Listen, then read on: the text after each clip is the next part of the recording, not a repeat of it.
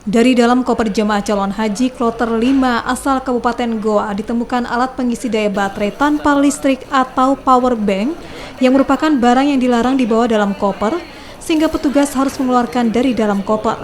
Selain itu, petugas juga menemukan dari dalam koper jemaah 2 paket rokok saat pemeriksaan di Asrama Haji Sudiang, Makassar.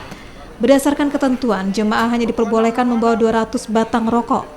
Sementara itu, jemaah pemilik rokok mengaku tidak mengetahui aturan batas membawa rokok. Oh, merokok memang ya Pak. Pak, sudah tahu ya ada himbauan batasan untuk membawa berapa banyak rokok? Enggak ya Pak?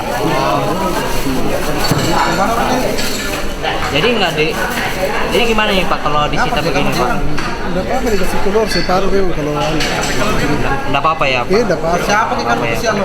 Pak, naik haji berapa orang kita Pak? Iya. Iya. 1 orang sendiri ya Pak? Oh, asal mana Pak? Tahu Pak? Iya.